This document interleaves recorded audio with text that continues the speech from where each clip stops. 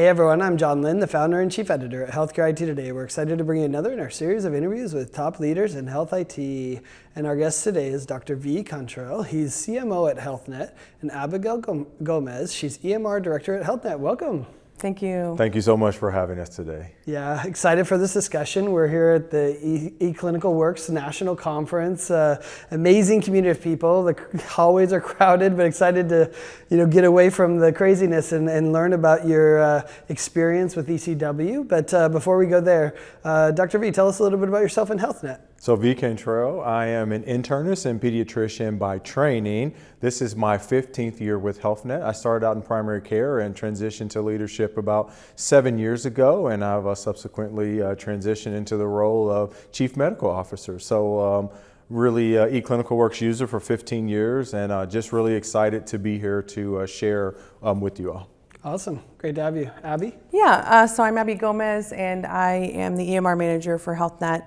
I have been in this role just 2 years and with HealthNet for 7 years. Awesome. Well, Abby, tell us, you recently moved to ECW Cloud, a big push that they've made to move everyone to the cloud. What went into that decision to move to the cloud, and talk to us about the result? Yeah, so moving to the cloud was a very big decision. A lot of, time and effort went into kind of making that decision. One of the biggest things that we wanted to focus on was speed. We're a federally qualified health center, and we see a lot of patients, and so any delay in the system is a delay in care. So that was a huge influencing factor.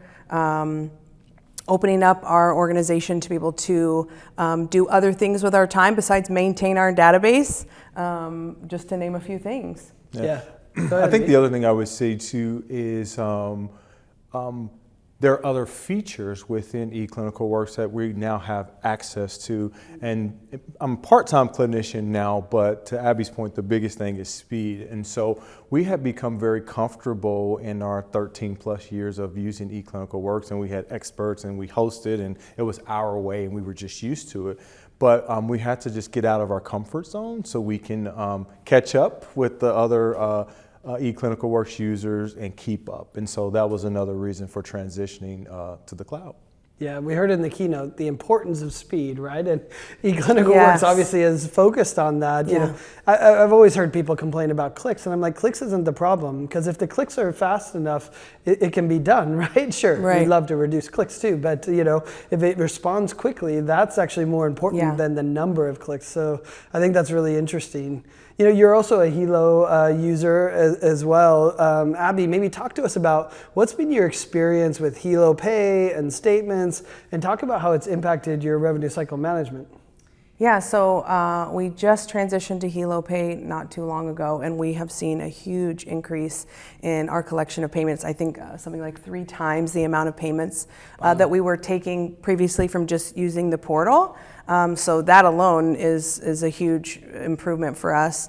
Additionally, we're now getting about 45 payments a day, where previously it was between 5 and 8 payments. So huge jump for us. Yeah, and I think the other thing too is not just with the revenue generation, but cost savings. So when you think about if you're receiving, or when you receive the payments through a Healow Pay, you don't have to print the statements, you don't have to use the envelopes, you don't have to add the stamps, and stamps are like $5 a stamp now, and so we're saving and generating at the same time. So this has been crucial to our overall bottom line. Yeah, I think people underestimate the power of getting paid quickly in healthcare, and how important that is. And the easiest way for me not to pay a bill is to send it in the mail, which I never check, which I think is true for so many people. So I love that. I loved it in the demo, even in the beginning, the single click to send out a text to get someone to pay. I mean, what an evolution of payment from this, month later you get a letter saying, hey, will you pay this? And has the insurance paid? So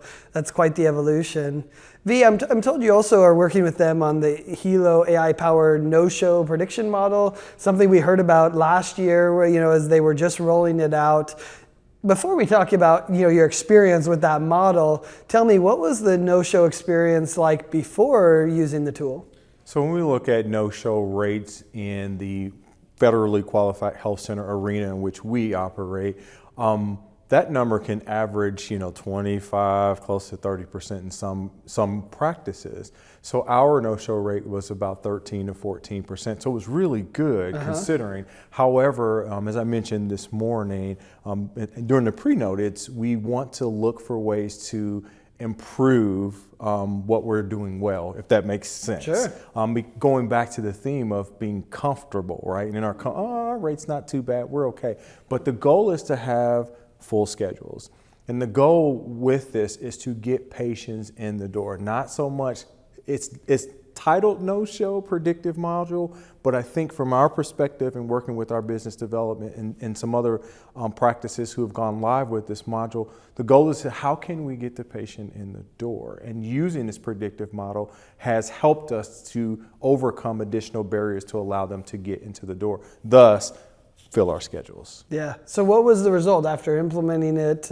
Has it filled those schedules? Where are you at on, you're right, 13% is great, but it still means 13% are not filled. Yeah. Absolutely. So we have seen some improvement. We started with a small group of pilot providers, about 13 or 14 of them, and we've seen 1 to 2% improvement from like 13 to 14, which is really good. But one provider in particular went from a no-show rate of 27% down to like 20. So there was and this has been within a month. And I went back through and scrubbed the data. I was like, let me run it again. It's like, Did I read this wrong? No, it was real, and it was and then when I looked at the efficiency report, which looks at patients per hour total visits in that month, it went up substantially. And now there's causation and there's association. We're still really early into the pilot, but from personally using it in my schedule, and my boss here, I call her my boss here helping with managing my schedule,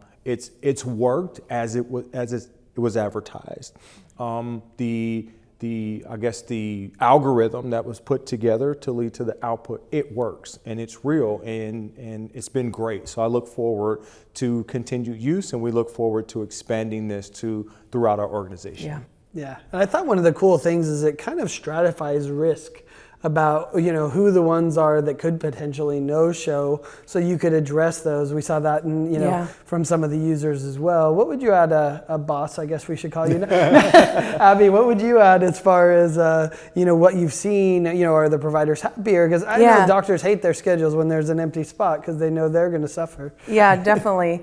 For us or for our organization, in the beginning, there was some concerns with the providers, the idea that we were going to be double booked or we're going to have too many patients. But what we talked about is focused on how we can support our patients in getting in the door.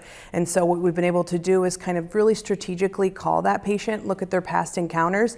And for some reason, this patient loves to schedule at 9:30, but they can't come at 9:30. They are never able to make it. So really connecting with the patient, saying it seems like the morning can be difficult. What can I do to kind of help, at different time? And so we're not really wave scheduling. We're just, supporting the patient getting a slot that works better for them and being able to fill that other slot with another patient. Yeah, that's awesome.